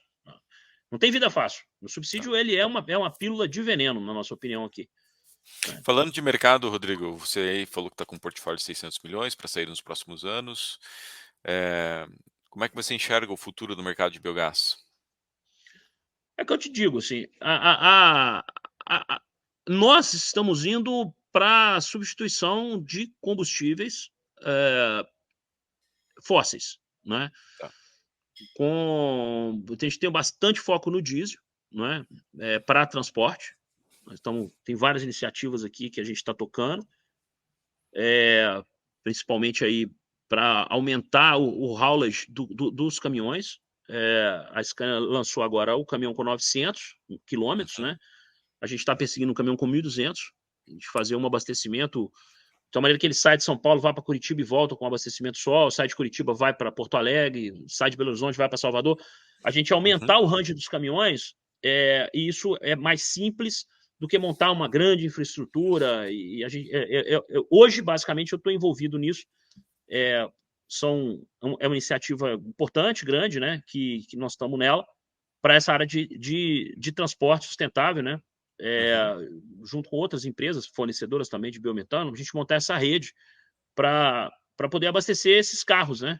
E hoje, se a gente tivesse esse carro, eu te falo que mole aí 1 milhão por dia de biometano abastecendo contra o diesel. Se nós tivéssemos um carro de 1.200 quilômetros, era tranquilo, não era nada demais, não, sabe? É uma demanda enorme. Os embarcadores que estão buscando redução de emissão, né, no escopo 3, principalmente, né, que é a parte de distribuição dos produtos e transporte de insumos, eles estão vendo no biometano uma solução rápida, né? Porque, pô, eu pego lá contra o diesel e mato, né, meu? Uhum, É, é mais de 90% de redução de emissão. Então, e com o mesmo custo, porque com o caminhão, né, com o advento do Euro 6, o caminhão a gás, ele praticamente está o mesmo preço do caminhão a diesel, porque o caminhão a diesel subiu muito de preço por causa do Euro 6, né. Então isso tá aproximando, e o carro a gás ele já é Euro 6 nativo, né, por assim dizer, né, em termos de emissões de poluente. E isso faz com que a gente tenha ali uma vantagem operacional enorme, né? A gente tem o controle sobre a molécula, ou seja, a gente consegue formar preço fora da cesta de petróleo, né? Então, isso também é uma situação confortável. Às vezes, né? Tem gente que quer, tem gente que não quer, a gente consegue formar preço IPCA, porque eu estou desatrelado à cesta uhum. de petróleo, né? Então, é a vantagem de trabalhar com resíduo, né, eu estou na ponta, eu estou ali trabalhando quando eu pego o life cycle, o ciclo de vida no pé de alface, para o mercado, ele termina no aterro sanitário. Para nós, é dali para frente, né. Então, eu estou desatrelado, olhando o ciclo de vida da carga orgânica que vai nos resíduos, né. Então isso faz com que a gente tenha, né, a gente trabalha bastante aqui com essa parte, né, estamos evoluindo muito na parte de ciclo de vida desses carros a gás, para entender realmente não só o consumo contra o diesel, mas efetivamente qual é o impacto na cadeia lá de batata frita de um cliente nosso aqui que produz batata frita, né? Se eu irrigar lá a batata frita no campo, ao invés de se tem uma bomba diesel lá, eu vou levar um biometano, isso é mais importante do que o transporte? Aí a gente vê que é. E é muito mais fácil eu substituir a bomba de irrigação dele lá, que hoje está a diesel, irrigando a batata, que ele vai botar no saquinho e vender, do que eu transformar a frota dele. Então, o Uhum, que nós estamos fazendo? Porra, eu não vou lá no campo e vou substituir esse diesel que hoje ele está gastando para irrigar a batata. Então, assim, aí nós temos um outro time aqui que trabalha. Então, quando você me pergunta lá qual que é o futuro do biogás, cara, o futuro do biogás é esse. Ou seja, aonde a flexibilidade da molécula é tão grande e o benefício ambiental dela, pelo fato dela trabalhar com fim de ciclo de vida, é tão enorme que é infinito, né? É o que a gente está precisando agora, é desenvolver pessoas que saibam nos ajudar o mercado, né? Quando eu falo nosso mercado de biogás, a colocar essa molécula no lugar dela, né? Isso não pode ser drop-in no duto. Tem Uhum. projetos maravilhosos aí que o cara, porra, tá jogando no duto, drop-in quanto gás natural. Fala, ok, meu, faz aí, mas eu acho que você tá perdendo, tá botando ali deixando uma coisa extremamente nobre no lugar, colocando no lugar errado, né? Mas é típico da maturação do mercado, né? Então, quando eu venho e faço uma análise de ciclo de vida do fabricante de pneu, aqui nós temos fabricante de cosmético, temos entregador de coisa eletrônica, né? E aí a gente, pô, vai lá e, bom, deixa eu botar aqui uma van biometano, a prefeitura de São Paulo libera o corredor de táxi para mim. Porra, beleza, qual que é o impacto disso? É tanto em carbono, em particulado, e aí aquilo tudo ali vai trazendo um conhecimento. E aí quando eu pego e libero o corredor de ônibus para o cara andar com a van biometano para entregar artigo de internet, eu vejo que eu estou tirando do trânsito de São Paulo dezenas de veículos que hoje estão a diesel. Uhum. Né? Mas, pô, mostrar isso é um trabalho bastante complexo. Não é um trabalho simples, que é o trabalho hoje de formiga que a gente faz. Então, é aquele momento do preço exalc, lembra? Né? Ou Uhum. seja, eu tenho um preço aqui, daqui para frente a nossa eficiência comercial e inteligência de mercado, e ela vai trabalhar essa molécula para que ela chegue lá no uso com o valor que ela tem, não é o preço. Né? O preço para ali no exalc, dali para frente é valor. Né? Isso que eu ia te falar, o cara que tá fazendo drop-in hoje tá olhando para preço, não tá olhando para valor. E É, tudo que você tá trazendo aqui é valor, é sustentabilidade, é independência energética, enfim, é mais difícil de estruturar, mas uma vez que você consegue ver isso, você não desvê mais. isso que eu estou conversando com você aqui, eu estou olhando no horizonte de 10 anos, tá? Isso não vai acontecer Uhum. amanhã, não. Nós estamos investindo hoje para. A palavra educar o mercado é um negócio meio forte, mas é quase isso, sabe? Porque de um jeito ou de outro, você tem algumas alternativas, né? Eu acredito em eletrificação, né? Uma parte grande vai ser eletrificada, vai ter hidrogênio? Vai. Ah, ok, mas não sei também qual é o tamanho que isso vai ser, nós temos que ficar atento a isso, né? Você tem hoje tecnologias de hidrogênio, visitei agora óxido sólido, né? Com hidrogênio com óxido sólido, realmente é um negócio impressionante, custo muito baixo, né? Mas sempre vai ficar aquela questão da água, né? Então, Uhum. porra, eles estão lá com um projeto desse de óxido sólido nos Estados Unidos e, pô, aí você vai dessalinizar do mar. Fala, vou pegar água do mar, ok. Só que quando você pega a água do mar, só um flash aqui das coisas que Sim. eu fico viajando, eu fico olhando, assim, sabe? Como eu viajo muito e estudo bastante, eu fico olhando o que o mundo tá fazendo. Então, pô, os caras vão achar uma pedra aqui, vamos fazer hidrogênio aqui com água do mar, com óxido sólido, pô, não sei o quê, uma temperatura de 800 graus com água, maravilhoso. Vamos pegar água do mar, ok. Só que a hora que você faz o estudo ambiental, para eu tirar água do mar, né, eu pego a metade do fluxo e a outra metade eu devolvo como concentrado. Pô, fizeram uma Uhum. simulação em 10 anos, vai morrer todos os camarão lá da Baía de Corpus Christi, porque vai aumentar a quantidade de teor Exato. de sólido, de sais, né? Ah, vamos fazer um emissário submarino, mas, porra, um estudo desse vai durar 20 anos. Você não Vai pode virar um tentar mar melhorar vermelho. um negócio piorando o outro, né? Isso já não dá mais. Uhum. Então tem grandes desafios pela frente, é, que é assim, você não pode adotar uma solução que a gente não sabe, de novo, voltando para o desenvolvimento sustentável, se aquela solução que nós estamos dando, ela vai prejudicar a geração para frente. Então, é melhor você manter o que tem do que se arriscar a piorar. É o que está Uhum. acontecendo. Entendeu? Uhum. O que está aí colocado hoje, ela tem um custo conhecido, tem um impacto cada vez mais conhecido. Eu vou trocar isso por uma coisa que eu não faço ideia, vou jogar sal lá na Bahia, vou matar os camarão. Pô, difícil, né? Não Então, dá. se isso vai acontecer ou não, é um negócio. Não é fácil, mas é emocionante tá vivendo esses tempos. É, a cabeça do empreendedor, ela não para, né, Rodrigo? É, Você sempre está procurando inovação. Fantástico, cara.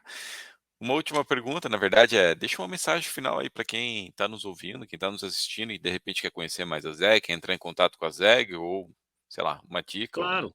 uma sugestão. Assim, a gente hoje, né, tem lá a nosso dia a dia, né, quem quiser Uhum. conhecer, está aberto as portas da empresa. A gente tem uma dificuldade de levar nos sites, porque os sites são, De parceiros de parceiros, e aí a gente industriais. industriais, é um negócio meio complicado, né, eu estou tentando fazer uma viagem de escola infantil da minha Filha. filha, estou com dificuldade, queria levar os coleguinhas dela para conhecer o aterro e uma planta, mas é difícil, né. Mas assim, hoje a gente tem uma característica, né, de ter, a gente chama de perfil baixo, né, assim, a gente, eh, trabalha bastante e o que eu vejo, eu não estou aí nas redes, né, então, Uhum. o melhor caminho aí é o LinkedIn, né, se quiser falar comigo aí, tudo eu atendo bem aí no LinkedIn. O Rodrigo Nogueira, da ZEG, é fácil de achar lá. E assim, a gente tá sempre buscando aonde quem tiver, precisando de informação, a gente mesmo, né, semana passada você me passou uma turma bacana aí, até agradeço. Uhum. Eu acho que é esse caminho, né, a gente tem aqui uma turma técnica para atender quem está nos escutando aí, que tiver alguma dúvida, eu pessoalmente também Se sempre tiver algum disponível projeto para de aterro, algum projeto do sucro, tá de portas pode, abertas para atender. porta aberta, a gente estuda sem compromisso. E aquilo que eu te falei, a gente sabe que a energia, nós somos um veículo, nós não somos o dono da energia. A energia Uhum. é quem está produzindo lá. Isso, não perca uma oportunidade de de aumentar a eficiência, né. Eu acho que, todo mundo fala em redução de custo e pouco se fala em aumento de eficiência, né. Então, você aumentar a eficiência é melhor do que você cortar custo, né, mas cortar custo hoje já é um negócio complexo. As empresas estão ficando cada vez mais otimizadas com relação a custo. E eu vejo que o que a gente faz é um aumento de eficiência enorme, né. Então, assim, quem tiver a oportunidade de conhecer um pouco mais desse assunto, se aprofunde. Funciona, né, os desafios tecnológicos estão superados, né, 2 Arcos tá 10 anos aí operando 10 biometano. anos funcionando, a gente tem planta funcionando há 7 anos aí Legal. também, né, assim, os desafios tecnológicos estão superados, os desafios regulatórios estão superados. Da agora para frente é melhoria, incrementar as melhorias e ir, implantando, né, ou seja, crescer o mercado como um todo. E hoje você tem projetos belíssimos, né, que estão em andamento aí. Eu acho que hoje tem um número da Biogás, acho que juntando com o nosso, tem mais de 3 bilhões em andamento nesse momento no Brasil, Uhum. de projeto de biogás e biometano. Então, quer dizer, é um mercado, eh, já é uma plataforma de petróleo, né, é Sim. o equivalente ao capex de uma plataforma de petróleo. Então, isso vai se multiplicar, não tenha dúvida, né. Estamos aguardando aí, parece que, o governo está se movendo para dar um apoio aí, principalmente na parte de funding, né, cair nos juros, isso também ajuda. E tem muito projeto que está represado pelas condições econômicas momentâneas aí de juro, que eu acho que Uhum. também esse cenário vai arrefecer e vai destravar cada vez mais projeto, uma vez que, eh, olhem com carinho, porque não tem barreira tecnológica mais. E temos ótimos suppliers, ótimos players no Brasil, a ZEG é apenas mais um deles, e estamos aqui de portas abertas. Boa. Tá faltando empreendedores, né, Rodrigo? Assim posso dizer, para estar aí na frente dos projetos. O desenvolver o projeto é uma profissão de fé, né. Tem tem Exatamente. que é o deserto que você atravessa, né, até você colocar o primeiro caminhão carregando lá é um deserto, né. Uhum. E tem que gostar, não tem muito jeito, né. Eu sou apaixonado por isso aí, eu acho que é isso aí que me move, né, Show, então tem show. Rodrigo, obrigado. Foi incrível o bate-papo, falar de aterro, falar dos desafios, da história de vocês, eh, dos desafios dentro do setor sucro. A gente falou um pouquinho de tudo, né. Então fica o falou, falou. convite. Fica o convite aí para no futuro próximo a gente poder fazer um podcast sobre algum desses nichos específicos, como vocês atuam nele, quais são os É. desafios, oportunidades, como desenvolver projetos. Sei que você tem muito know-how e tem muita empresa, muita oportunidade no setor que aguarda uma informação dessa para tomar uma decisão, né. Sim, é. Então, fica o convite aberto, uma honra ter você por aqui, Opa, foi obrigado demais pelo papo um aí, grande Ricardo. Foi aprendizado. foi muito legal. E espero que as pessoas cheguem até você e, pessoal, quem estiver nos ouvindo, quem estiver nos assistindo, tiver alguma dúvida com o Rodrigo, pode deixar nos comentários, vou estar endereçando a ele, respondendo vocês. Rodrigo, mais uma vez, obrigado pelo seu tempo Muito obrigado. Obrigado e aí até pela oportunidade, Ricardo. e até a próxima. Abraço para você. Um abraço. Tchau.